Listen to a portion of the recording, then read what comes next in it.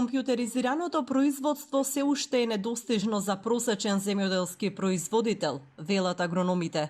Такви иновации може да се внесат само со вложување на големи финансиски средства и на поголеми површини, што најчесто е проблем за индивидуалните земјоделци во Македонија. За да се направи таква инвестиција, потребни се или големи кредити или добар грант од европските фондови, но и нив полесно ги добиваат земјоделските фирми отколку поединците. Голема предност са оние, како што спомнавте, поголеми комбинати кои што располагаат со 20-30 хектара на обработлива површина, на кои што засадуваат градинарски култури и каде што веќе сме сведоци дека е воведена компјутеризација. Што значи тоа? Тоа значи дека во секој определен период знае што му фали на растението и врз база на тие податци се снабдува самата почва со оние елементи кои што се потребни во текот на развојот на самата култура. Меѓутоа, како што спомнавте, кај самите индивидуалци, мислам дека тоа е тешко остварливо и неминовно, барем во овие услови. Втората опција како да се модернизира македонското земјоделство, но и да се окрупни капиталот кај земјоделците, останува здружувањето во задруги. Велков смета дека земјоделците не се подготвени да се откажат од своите стари аграрни навики, за да преминат на тоа ниво.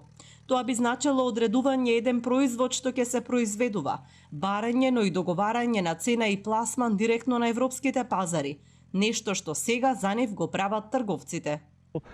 Употреба на ова компјутеризација во начин на производство кај задругите, јас мислам дека правиот пристап на задругите за функционирање на наша територија, мислам дека не постои, бидејќи самата постапка на формирање на задруга значи еден определен посебен начин за производство. Што значи тоа?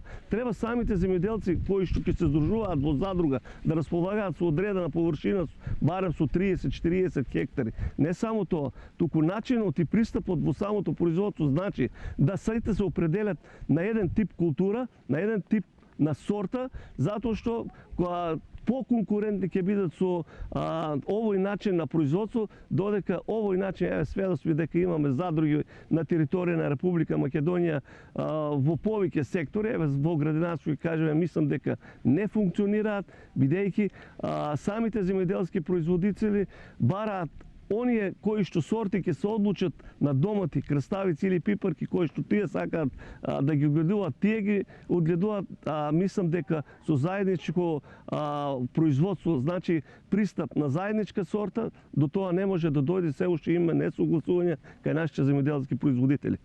Новиот закон за земјоделски задруги од 2023 година предвидува задруга да формираат 5 физички или правни лица. Целта е земјоделците поинтензивно да соработуваат, да се зголеми конкурентноста, полесно да пристапуваат до нови пазари, да имаат помал споделен ризик при производство, но и полесно да доаѓаат до кредити. Сепак, засега нема познати примери на успешни земјоделски задруги, кои го менуваат начинот на функционирање на земјоделските стопанства, но и перцепцијата за македонското земјоделство.